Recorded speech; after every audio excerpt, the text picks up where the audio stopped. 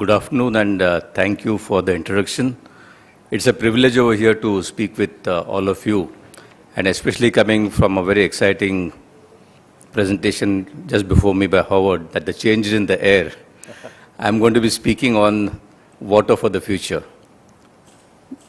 What I would like to cover today is a very sort of a high 30,000 feet level aspect of what water is going to be looking at when we look for the future.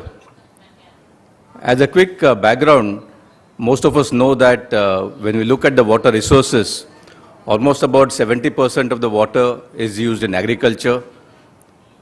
In industries, it's 16%, and most of that goes towards energy, and domestic is about 40%. Now, just a snapshot there that the energy outlook of 2012 shows that the energy requirement, the water for the energy requirement is going to be almost doubling by 2035. Now, against this background, let's look at the availability of water on a worldwide basis. Today, when we look at the existing withdrawals of water, and now I'm not in the air, I'm on the ground and below the ground. When you look at the municipal, domestic and agricultural water, that amounts for almost 4,500 kilometer cube of water. That is expected to grow by 2030 to about 6,900 with a compounded annual growth rate of 2%. Now, what does that mean for us? It means that today, when our consumption is around 4,200, we are looking at barely just about meeting our requirements of water, with 4,500 being the withdrawals. But then we are looking at a huge gap of more than about 40% by the year 2030. And that 40% gap primarily comes from increased agricultural usage, increased domestic and industrial as well as domestic.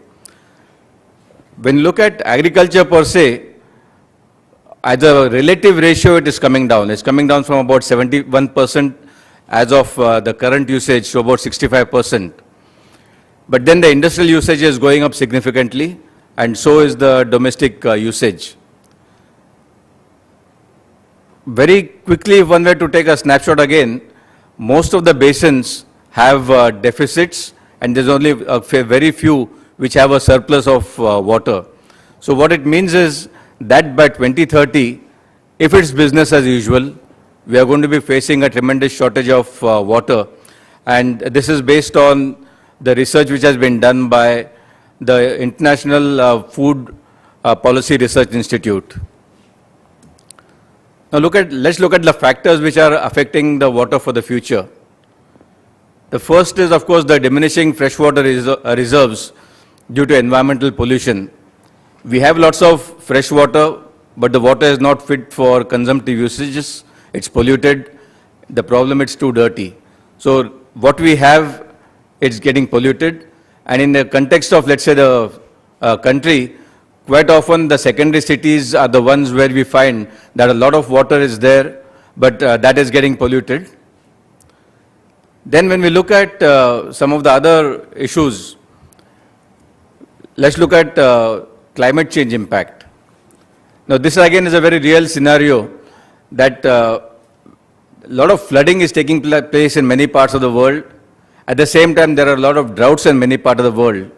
So climate change impact is real, it is happening, and that's something which we need to factor in as we are looking at the water for the future. In Asian Development Bank, we had done a study on the Asian Water Development Outlook. In that study, we had looked at the water security, and the water security was gauged on 5 parameters. It was looking at the household water security, what is it that we need to drink for water to drink as well as the need for sanitation. It looked at the economic water security, looking at supporting the productive economies of agriculture, industry and energy very broadly. Looked at the urban water security, what makes a city livable, vibrant. It looked at the environmental water security, which also is extremely necessary if we need to have environmental flows in our rivers.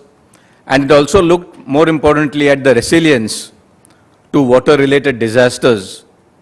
So looking at these 5 factors, we had for Asia a rather surprising, or I would say not that surprising, a conclusion that 75% of the 49 Asia Pacific countries are actually water insecure.